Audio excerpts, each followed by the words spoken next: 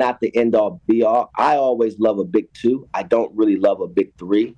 People talk big three, but the big three thing has never really worked. And you say, well, what happened in Miami? That wasn't really a big three. There was three guys that went in the lottery, and they did really well individually on their team. So they put up big numbers and had big accomplishments. But when you think about it, Bosh was the ultimate professional. He took a back seat, and he played a role in which, because he had such a high IQ and he was such a professional as an individual, his approach to everything is what made that work. So as you can see, Clutch Sports is back at it again, as Rich Paul, the founder of the company and the lifelong friend of LeBron James, gave his thoughts on the Big Three Miami Heat, claiming that they were never in fact a Big Three, but were instead just a Big Two. In this particular video, I'm not going to beat around the bush. I do not agree with Paul's statement, and frankly, I'm annoyed that he even suggested it. In order for an honest person to agree with his statement, they would have to be either one of two things. They would either be extremely young, so that they were not familiar with the Big Three Heat during that era, or they would have to be a very casual basketball fan.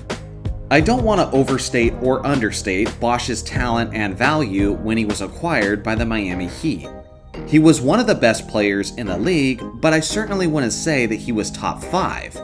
This is actually how I would rank the top 20 players at the end of the 2009 to 2010 NBA season, and let me know in the comment section below how you would change up this order. So for me, Bosh was a borderline top 10 player. He was coming off a season in Toronto where they were 40-42, although the second best player on the team was Andrea Bargnani. So it's not like Bosh was necessarily swimming in supporting talent on the Raptors. That season, Bosh averaged 24 points, 10.8 rebounds, and 2.4 assists, while hitting 51.8% of his shots.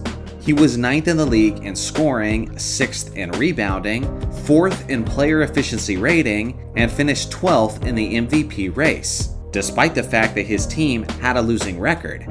Now, contrary to popular belief, Bosh wasn't just a decent player who was putting up empty numbers on a bad team, but he was genuinely one of the most skilled big men in the entire league.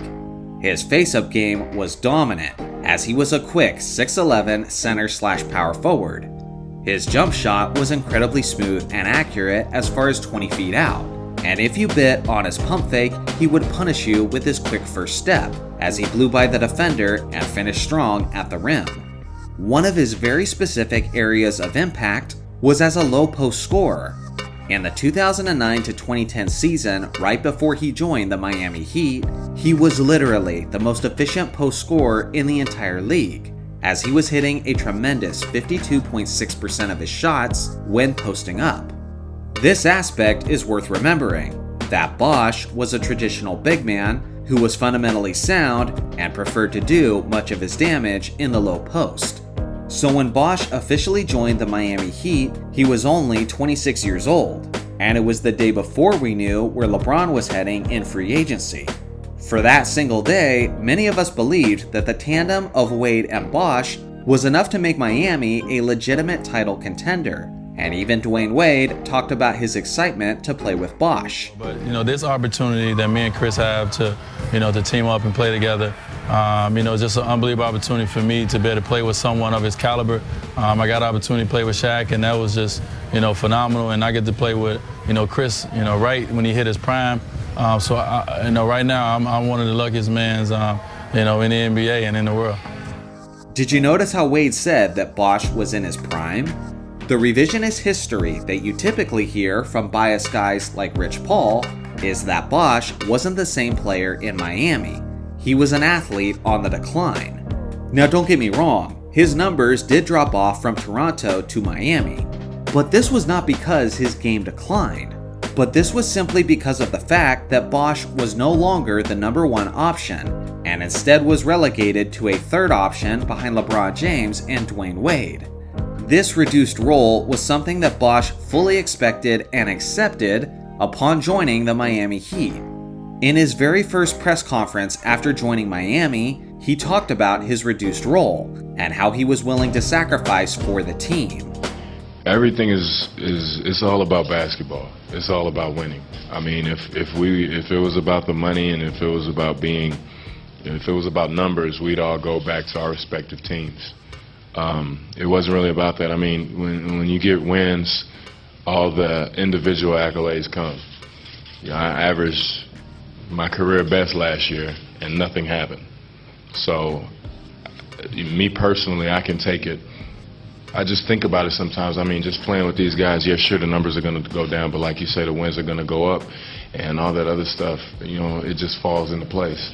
You see, this was a mature athlete who understands that playing as a team within a system can sometimes negatively impact your individual numbers, but Bosh willingly accepted that in order to win. It was an unselfish and commendable move from an ideal teammate. But now, years later, disingenuous people want to act like those numbers dropped simply because he wasn't that great of a player. He apparently isn't even worth including in a big three.